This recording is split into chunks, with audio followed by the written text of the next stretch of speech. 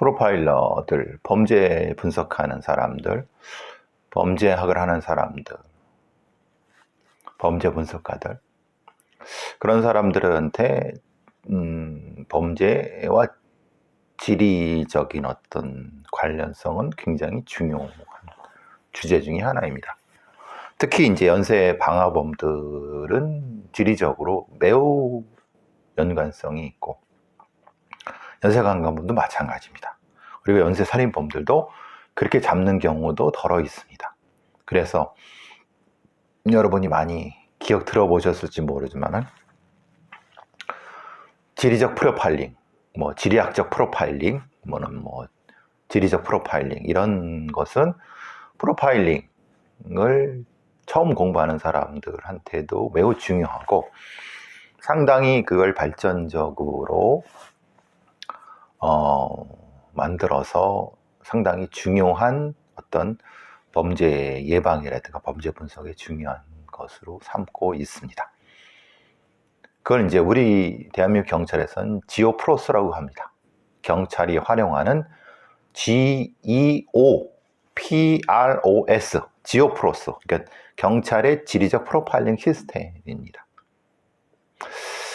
근데 이제 저에 대해서 잘 아시는 분, 조금 아시는 분도 있지만, 제가 잘 아는 후배가 범죄 통계에 관련된 쪽으로 경찰청에도 일을 한 적이 있었습니다.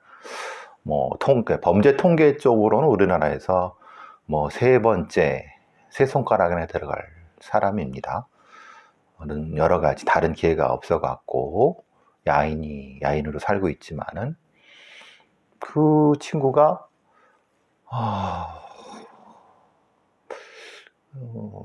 이제 한때 그런 얘기를 해줬습니다. 저는 사실 제가 일을 시작했을 때는 지리적 프로파일링의 개념적인 부분이고, 그리고 이제 제가 방화팀, 화재팀 관련된 부분도 있었기 때문에 그 연쇄방화 쪽으로서의 어떤 프로그램 이런 것들을 좀 가지고 하긴 했었는데, 그 뒤로는 비교적 이제 이런 지리적 프로파일링이 우리 경찰에도 비교적 안착이 됐을 거라고 생각을 했었는데, 그 친구가 사실은 그 경찰의 그 범죄 통계 시스템 안의 내용을 보고 하도 기가 막혀갖고 저한테 얘기했던 것이 기억이 납니다. 벌써 십몇 년 훨씬 전입니다. 그러니까 어떤 인간이 한국의 지오프로스 관련된 프로그램을 외국에서 도입을 했거나 아니면 어떤 선구적으로 뭘 했는데, 이게 이제 엉망개판으로 했다는 거예요. 이게 무슨 소리냐 했더니, 실제로 지리적 프로파일링이라고 하는 것은 여러분, 우리나라의 독특한 지리적 프로파일링, 지리적 시스템이 뭡니까? 여러분이 생각하시면은 그런 거 아닙니까? 위도 경도로 가서 GPS 이렇게 해서 이제 지리적 프로파일링 이렇게 시스템을 만든다고 생각을 하시잖아요. 사실 그래야 되는 거고, 근데 문제는 우리의 사건 기록이라고 하는 것은 대한민국이 가지고 있는 경찰들이 사건을 기록하는 건 번지 시스템이다, 번지. 그리고 지금은 번지가 이제 예전에는 무슨 동 몇 번지 이렇게 되지만은, 지금은 이제 무슨 길 몇 번 몇 호 이렇게 되죠. 어차피 똑같은 얘기입니다. 근데 그거는 연관성이 없죠. 예를 들면 이게 몇 번지, 옆에 몇 번지가 있다고 생각하면 사실은 이게 엉망이지 않습니까? 사실 이게 연결이 되는 것도 아니고 각 지번마다 면적도 다르고, 그러니까 몇 번지와 몇 번지 사이에는 지리적인 어떤 것이 실제로 연관이 있을 수도 있고 없을 수도 있는 겁니다. 어떤 경우는 산 하나가 한 번지인 경우도 있잖아요. 어떤 건 길이 한 번지인 경우도 있고. 그러면은 지오프로스를 할 때 당연히 GPS 값을 변환을 했거나 아니면 뭔가의 어떤 수단이 있었겠죠. 그걸 안 했다는 거예요. 이런 도라이들이 그게 말이나 되냐. 아니 그러면은 그걸 어떻게 해?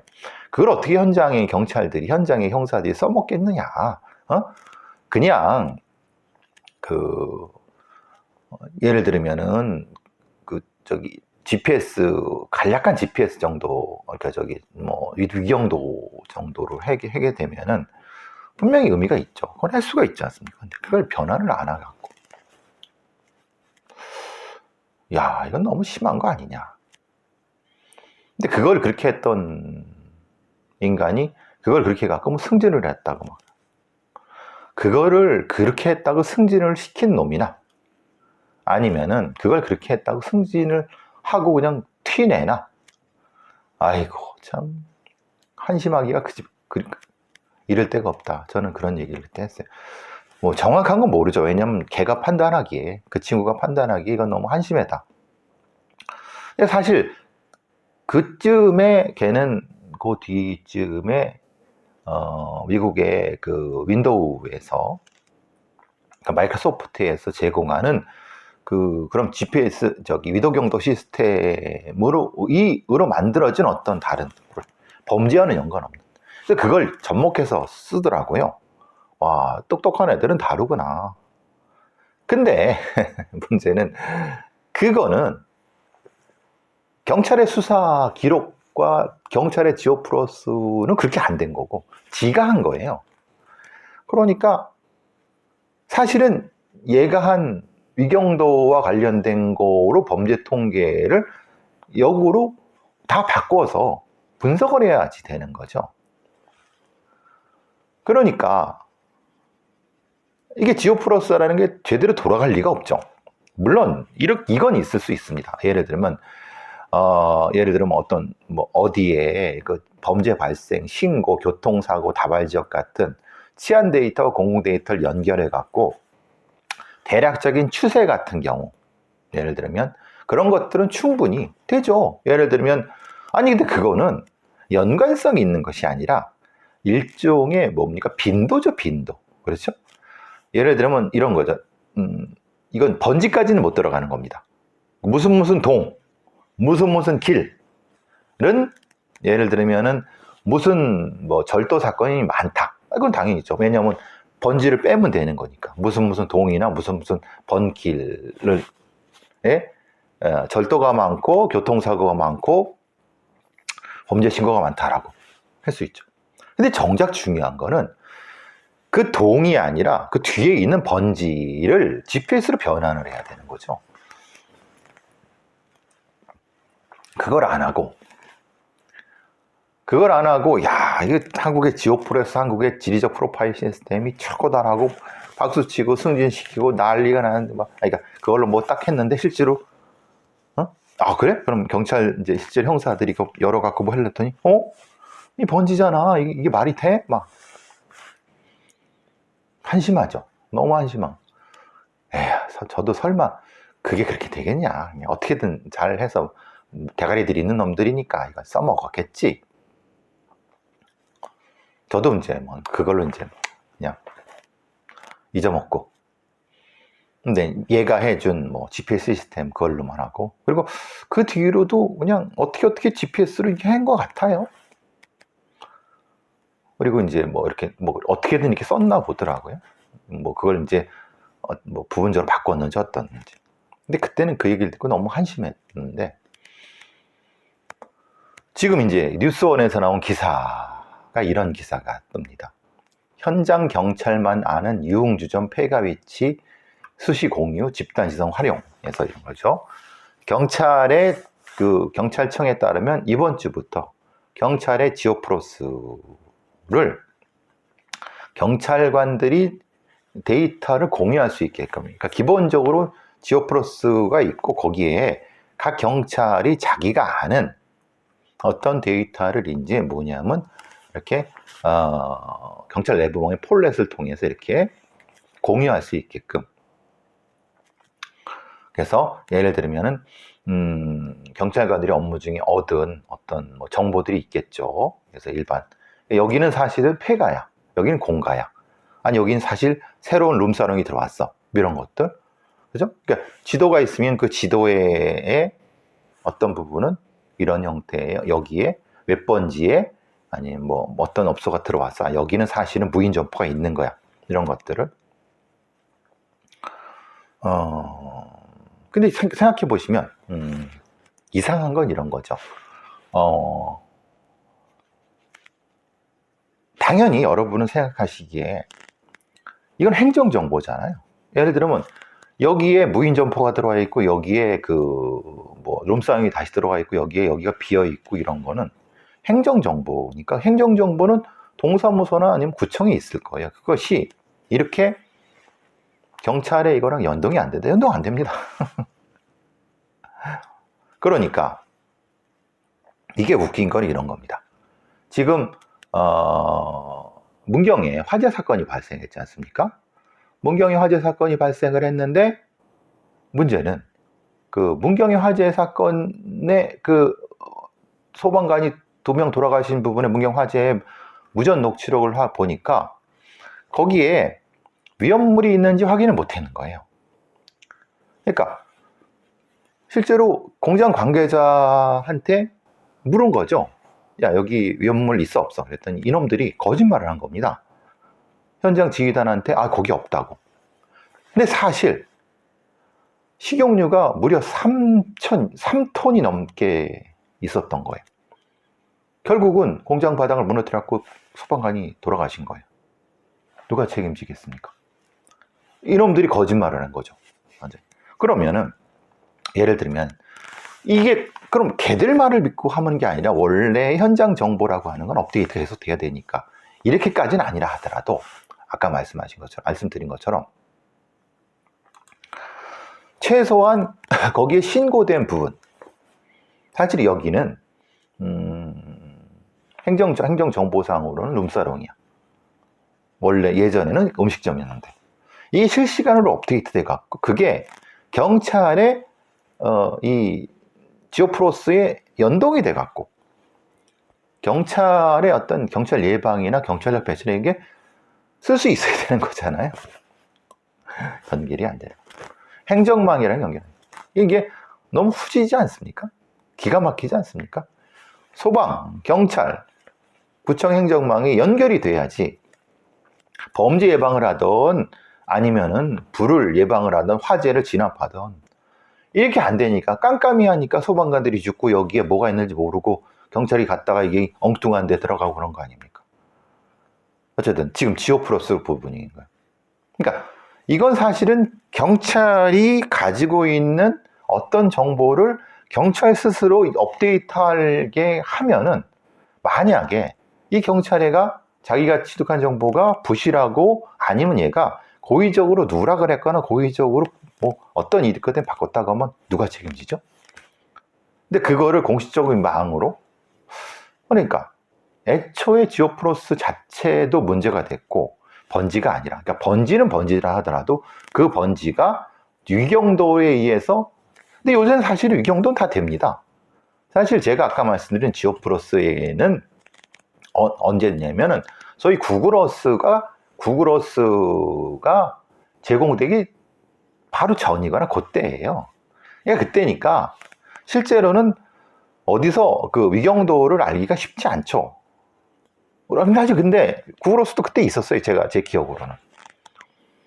그러니까 조금만 기다렸다가 사실은 위경도로 했으면 사실은 지오플러스가 굉장히 많이 사용될 텐데 여러분 경찰의 업무나 수사할 때 지오플러스가 얼마나 이용될까요?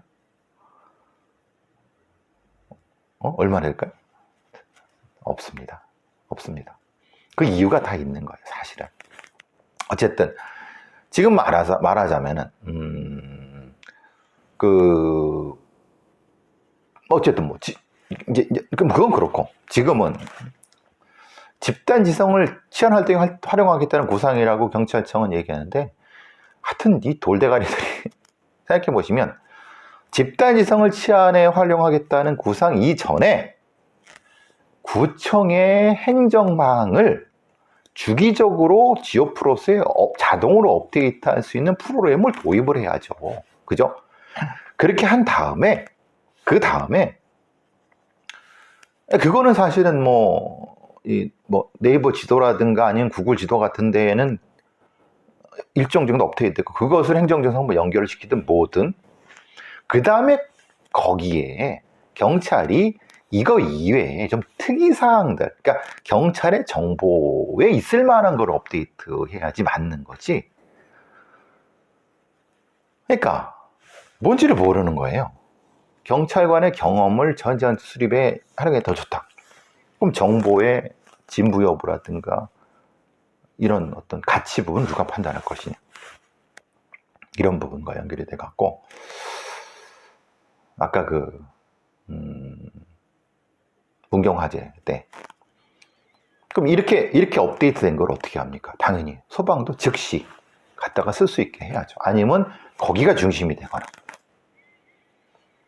경찰은 그래도 저게 사실은 뭐 아니어도 사람이 죽진 않겠죠. 나중에 문제가 될 수 있지만. 근데 소방은 불나갖고 거기서 현장에 그 현장 관련자 놈들한테 저기 위험물이 있어요 없어? 당연히 없다고 하죠. 있다고 하면 문제가 되니까 설마 들어가리라고? 근데 없는 줄 알고 들어가갖고 죽었잖아요. 이런 것들이 다 평가가 돼야 됩니다. 아까 지금 제가 문경화재 그 부분은 사실 그 무전 녹취록 같은 경우가 다 녹음이 돼 있습니다.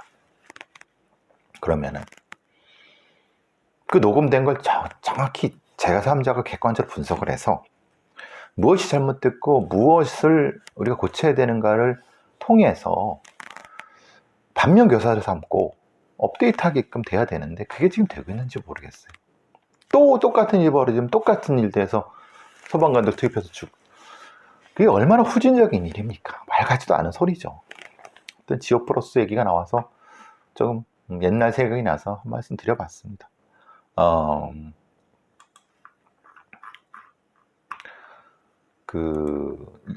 이상한 경찰놈이 하나 있는데, 이런 전직 경찰이죠. 그때는 이제 기소됐으니까, 내연녀를 협박해서 스스로 목숨을 끊게 한 혐의로 자살교사, 협박 혐의로 기소가 됐는데, 자살교사 혐의는 무죄가 났어요. 협박 혐의만 1년에 집행유예 2년이 났어요. 이게 무슨 내용이죠? 인천경찰서에 경위였던 49살 놈이 있는데 2021년에 내연녀가 헤어지자고 하니까 협박을 해서, 어떤 협박이냐면 통화를 통해서 이렇게 한 거예요. 야, 너 나하고 헤어지자고 해? 그래, 좋아. 그런데 내 경찰 인맥 동원해서 네 아들 뭐 형사처벌 받게 만들고 너 직장 세무조사도 할 거고 막 그러니까 야, 나 알지? 네 아들은 살려줄 테니까 넌 지금 가서 목 매달아 죽어. 이게 이제 소위 이은혜 사건에서 가스라이팅, 그리고 이런 방식으로 해서 죽게 만들었을 때의 유무죄 여부. 실제로 이은혜 사건에서도 입증 못했습니다. 사실 이걸 수사한 애들도 입증하지 못한 거예요. 자살 교사 되는데 자살 교사는 무죄가 났어요. 즉 재판부도 이렇게 한 거예요. 계속 협박해왔다. 공포감과 좌절감을 느끼게 했다. 피해자가 극단적 선택을 하게 할 정도로 협박했다고 단정할 수는 없지만 인과관계를 무시하지 못한다. 그러니까 분명히 의심은 가는데 사실은 그걸로는 할 수가 없다 라고 해서 사실은 그건 무죄가 났죠. 협박만으로 1년 집행유예. 그러니까 실제로 실형은 들어가지도 않았어요. 그러니까 이런 방식으로 가스라이팅을 통해서 사람을 죽게 만들 수 있다고 하는 것이 입증이 안 된 거예요. 실제로 이걸 입증을 했어야 되는 거거든요. 이 사건의 핵심은 이런 방식으로 사람을 죽게 만들 수 있습니다. 그걸 입증해야 되는데 입증하지 않을 뿐이죠. 수사가 엉망이고 검찰은 별거 아닌 것처럼. 그래서 제가 계속 수사력이 부족하다, 애들 진짜 놀고 먹는다, 경찰 애들, 검사 애들, 이런 얘기를 하는 거는 진짜 수사력을, 능력을 높이기 위해서 뭘 하지도 않고 그냥, 그러니까 판사들은 명확합니다.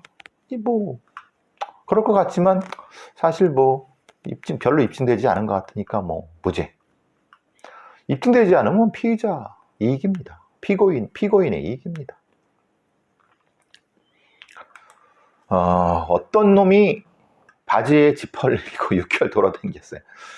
근데 이게 바지 지퍼를 내리고 6개월 돌아다녔다고 하면은 아예 그냥 뭐 오줌 싸고 지퍼 안 내렸겠죠 라고 생각하시겠지만 그게 아니라 바지 지퍼를 내리고 자기 성기를 내놓고 다녔다는 의미입니다.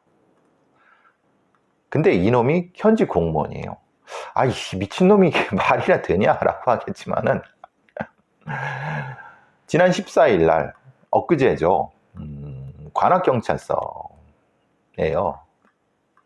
관악구예요. 서울 관악구에 며칠 전에 그저께 그것도 오후 7시에 심야 시간도 아니에요. 그럼 얘가 술을 먹었느냐? 아니에요.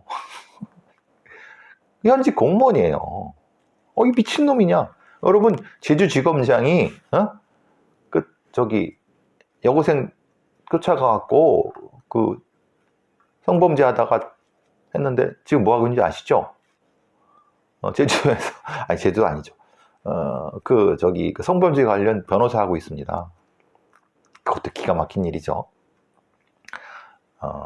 변명할 내가 그걸 해봤기 때문에 내가 더 잘한다라고. 쌍 지랄 그런 지랄이 어디 있습니까? 참 기가 막힌 노릇입니다. 쓰레기 같은 인간들이 이렇게 많으니 참. 어쨌든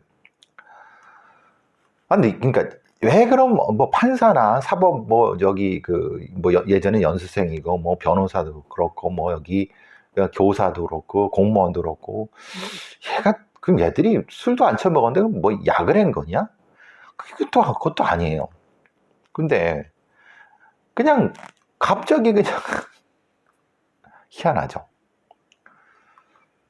지난해 8월에는 50대 공무원이 대구의 한 사우나에서 거기 있는 다른 사람을 만지고 그래서 벌금 70만 원을 받았어요. 이거는 아마 이런 직종에 있는 애들이 가지는 뭔가 묘한 심적 상태에 있는 증후군 같아요. 이걸 연구하지 않고 분석하지 않으니까 뭔지는 모르겠지만 하여튼 이거는 좀 차후에도 굉장히 좀 깊이 연구가 되고 분석이 돼야 될 부분이라고 봅니다. 제가 며칠 전부터 묘하게 보고 있는 게 광주 쪽에서 사건 브로커, 승진 브로커 관련된 애들. 근데 그 와중에 무려 1476개, 1000억 원 상당의 비트코인이 사라졌다. 근데 여기에 그것과는 무관한지 모르겠어요. 현직 경찰관이 코인 투자 사기로 피소당했는데 본인은 또 자기도 피해자라고. 그러니까 이런 경우는 흔하죠. 왜냐하면 누구 만나봐라. 누구를 소개해서 투자를 종용했는데 사실 큰 피해를 봤어. 광주 쪽에 뭔가 코인이나 이런 거가 뭔가 우리가 모르는 뭔가가 지금 진행되고 있는 것 같기도 하고 느낌이. 광주경찰청에서 감찰을 한다고 하는데 그거 되겠습니까? 경찰청에서 해야 될 것 같은데 전혀 손을 안 대고 있으니 서울중앙지검의 영장 전담 판사가 3명에서 4명으로 증언을 했다고 합니다. 영장이 막 지금 말하자면 구속 압수수색 수색 영장 청구가 늘어난 데 대한 조치래요. 그러면 사건이 늘었을까요? 갑자기 그럴까요? 아니죠. 예전에는 대충 했던 거를 이제는 정식 영장을 청구하려고 하니까 영장 청구를 많이 하는 거죠. 그죠? 예전 같은 경우는 검사들이 수사 이런 부분을 했으니까 수사권의 주체가 됐고 그리고 뭐 되는데 그러니까 그냥 그전에는 그냥 대충 했다는 거죠. 물적 증거 중심이 아니라 그냥 자백 중심으로 했다는 거잖아요. 이제 근데 그렇게 안 되니까 경찰이나 검찰에서도 이제 증거 중심으로 하려고 하다 보니까 당연히 영장이 가야 되고 또 하나는 영장 중에서도 이제 핸드폰, 디지털 기기에 대한 거는 촘촘히 영장을 받아야 되니까 이렇게 많이 늘어난 것 같아요.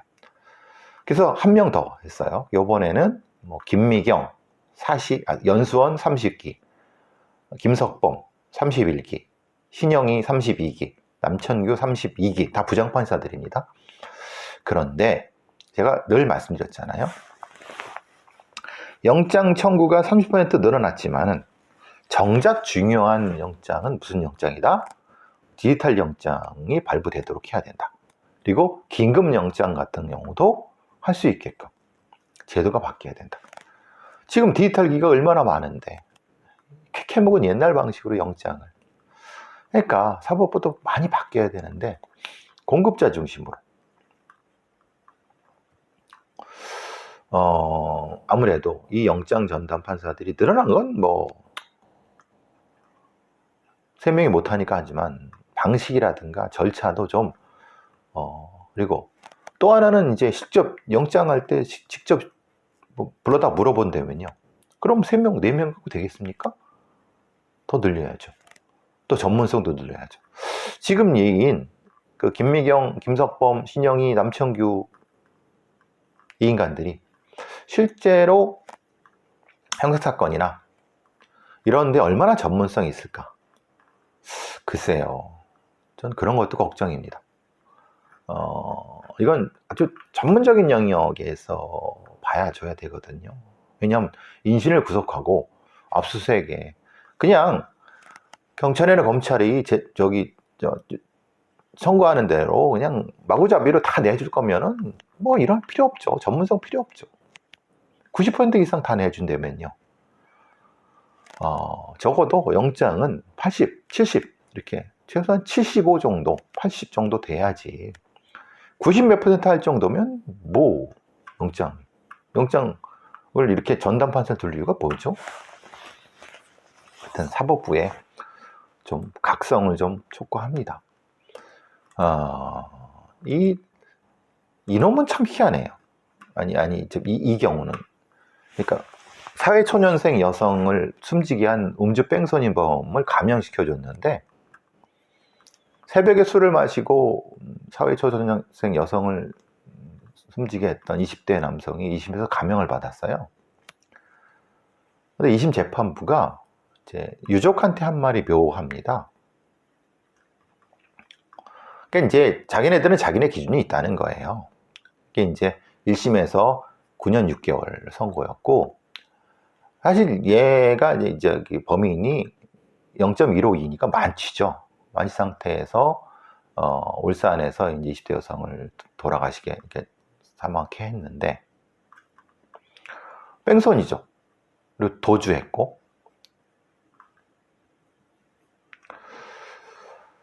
근데 이 항소심 재판부가 이렇게 한 이유가 이제 이렇게 얘기를 합니다. 유가족들을 향해서 재판 과정에서 피해자 아버지를 불러갖고 입장 들어봤고 슬픔을 재판부가 이해한다. 그런데 이 얘기는 하지 않았으면, 그러니까 피해자한테 어떤 중형을 선고해도 유가족들한테 가족이 잃은 슬픔을 가시게 할 수 없다. 그건 네가 어떻게 합니까? 재판부가 형을 정할 때는 자신들이 정한 피고인의 양형 사유도 있다. 이 얘기예요. 유사한 판결 양형을 조사했고 유가족 입장에서 만족 못하지만은 가벼운 판결 아니다 라고 했다는 거예요. 그러니까 지금 이제 2심에서는 감형을 받았는데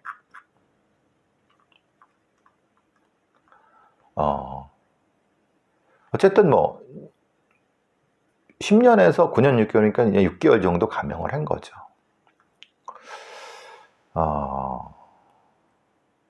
이 말이 좀 계속 그래요.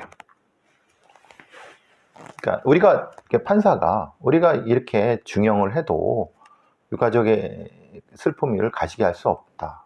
아니죠. 그건 아니죠. 그러니까 중형이 내리질 거는 중형을 내리게 해야 되는 게 맞는 거고, 그럼 이런 얘기 할 필요 없이 우리는 엄격하게 했고 거기에 따라서 했다고 하면 되는 거를, 하여튼 이 부분에 대해서는 좀 씁쓸합니다. 물론 9년 6개월도 적은 형은 아닙니다. 반대로 근데 목숨 잃은 피해자 가족이 되는 뒤할 바가 못 되죠. 어쨌든 아휴, 돌아가신 분의 명복을 빕니다. 자,